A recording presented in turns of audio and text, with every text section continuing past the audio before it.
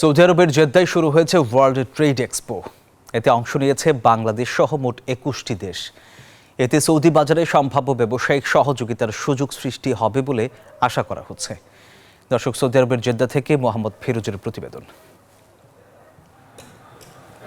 Jeddah international exhibition and convention সেন্টারে চলছে ৩ দিন ব্যাপী আন্তর্জাতিক বাণিজ্য মেলা।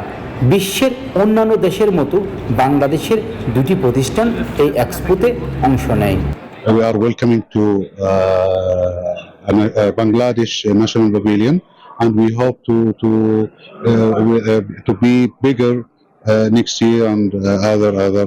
সৌদি সরকারের বাণিজ্য মন্ত্রণালয় ও জেদ্দা চেম্বার অফ কমার্সের সহযোগিতায় এই মেলায় অংশ নেয় ইসলামী ব্যাংক বাংলাদেশ পিএলসি এবং O1 composite leather wire limited. আমাদের যে গার্মেন্টস, টেক্সটাইল পণ্য, হোমটেক্স এবং আমাদের যে বিভিন্ন সেবা আমরা দিয়ে থাকি, আইটি সার্ভিস, আইটি প্রফেশনালস এবং আমাদের বিভিন্ন যে মশলা, এই ধরনের পণ্যগুলোর বিশাল বাজার রয়েছে সৌদি আরবে।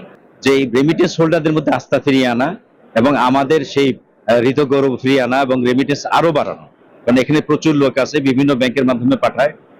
এর মধ্যে দিয়ে সৌদি সহ মধ্যপ্রাচ্যের বাজারে বাংলাদেশি পণ্যের চাহিদা সৃষ্টির পাশাপাশি দেশের অর্থনীতিতে বড় অবদান রাখবে বলে আশা করা হচ্ছে।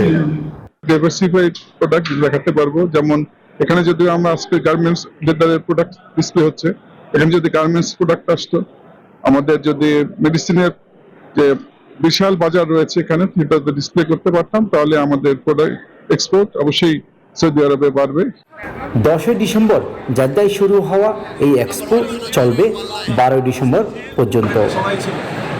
আরও নতুন নতুন কোম্পানিগুলো যদি অংশগ্রহণ করে বাংলাদেশের শিল্পে এবং বাংলাদেশের অর্থনীতিতে আরও অনেক দূর এগিয়ে নিয়ে যেতে পারবে বলে আশাবাদ ব্যক্ত করেন এখানকার আগত দর্শকরা।